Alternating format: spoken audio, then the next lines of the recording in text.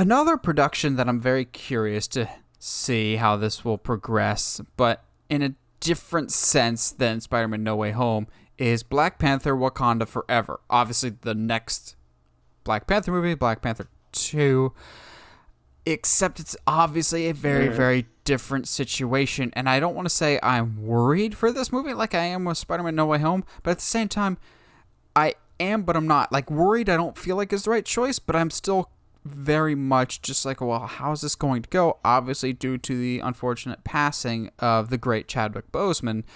But we talk about Black Panther because it is now actively in production. They're now starting filming for Wakanda Forever, which is awesome.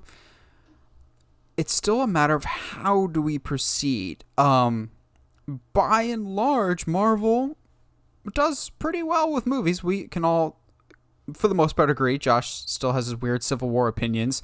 But even for a company as big as Marvel, this is a very unusual circumstance. Like, even with like a Paul Walker in Fast and Furious, he had already completed almost everything for Fast 7. Then you had some weird like body swapping, but that was to add additional scenes for closure. This is continuing a franchise without him for scenes that he has not filmed at all. We don't know to the extent of what T'Challa will even be in this movie, if he will pass away off screen, if he will have any form of presence in this movie. I'm cautiously optimistic about this movie just because I trust Ryan Coogler and I trust the people behind it wanting to honor the legacy of Chadwick Boseman. But I do not envy anybody involved with this movie just because of the tremendous weight that I'm sure will be on all of their hearts because of the impact that Boseman has left on us as viewers, but even more so, I'm sure, on his castmates just because of his full life that he lived in such a narrow amount of time. But I am still just going, what do we do here? I'm glad I'm not in this position, but what do we do here? I'm happy that it's beginning production, but it's just it feels weird. Yeah, it's very confusing because not confusing, but like they definitely have their work cut out for them here. To me, obviously, you have to find a way to send off a great character and a great man without being disrespectful, and then also somehow rebuild the character again around someone else, hopefully Shuri. But even that, because I hear you though, because it would feel there's such a weird line of like respect that this movie's going to have to walk, because it almost like if Shuri dons the costume too early, assuming if it's Shuri, I feel like it would be really weird for anybody to don any of the Black Panther costume before the middle of the movie. It would, just because like I don't know, man. It's a very complicated situation. I'm excited that it's beginning production. To me, that says they know what they're doing. They're going for. I mean, at least when it comes to Marvel, I feel like I can have a reasonable amount of faith that they know what they're doing now that they're in production. So, if I had to guess, I'm going to say one thing that I really, really hope is in the movie, and kind of the direction that I think they might be going based off some rumors that I've heard. The thing that I desperately would love to see is, you remember on the first Black Panther when Killmonger and Claw break into that like bank or whatever, and Killmonger like dons that mask, like that as an homage to his comic book.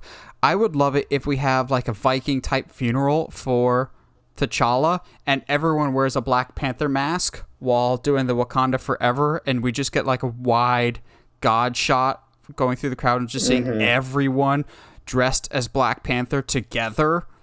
And it's not Black Panther as a single entity anymore.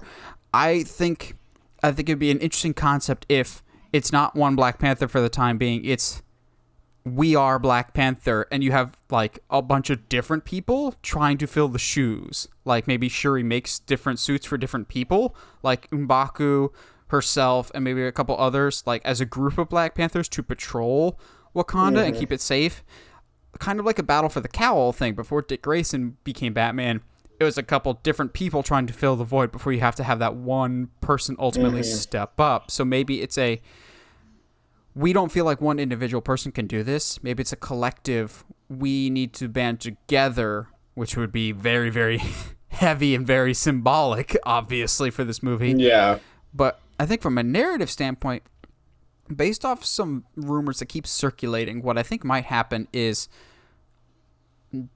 there will be no king in Wakanda, and maybe a king from somewhere else, maybe Atlantis, wants to stake his claim and rule both the sea and the land, and so Wakanda has to fight back and defend their homeland, and in doing so, a new king rises, or king or queen rises from the ranks of Wakanda. We've heard some Namor rumors, but we haven't talked about it on the podcast here just because they haven't come from any credible sources whatsoever.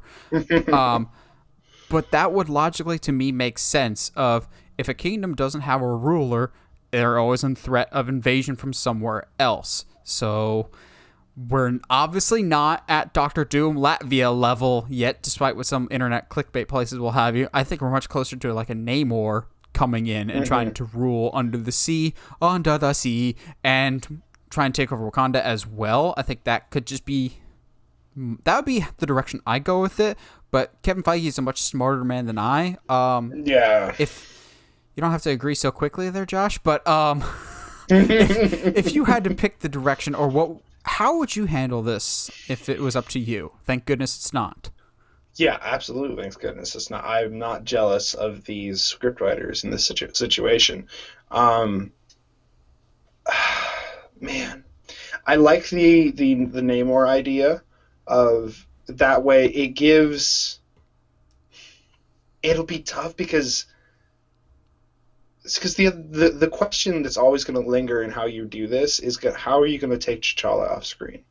Mm-hmm. How are you going to do it? Because how rough would it be to have to kill him if they killed him on screen? If Namor kills T'Challa on screen, and that feels so distasteful. But like that's the problem. Is Namor eventually is a good guy and joins the Avengers. If Namor kills Black Panther, I think, especially T'Challa, I think that is a line that you cannot come back from narratively. It's like that's the ultimate cheap heel heat, to the point of like you will be a heel forever. You just can't do that, and I don't see them doing that. I think they might just do it off screen, honestly, just because it is such a difficult thing. And to me, I think if they have Namor do that, or your villain for the movie, it'll be T'Challa in the Black Panther suit, because we both know that's how he would want to go out. Yes, is in the suit, in the line of duty, doing what he loves best, protecting his country. So I like the Namor idea the best, I think, out of everything. While it would be really, really cool to get Shuri making different Black Panther costumes for a couple people, the issue is I think it runs too close into becoming like a Power Ranger movie. Or like when the Nightwings took over for Rick Grayson.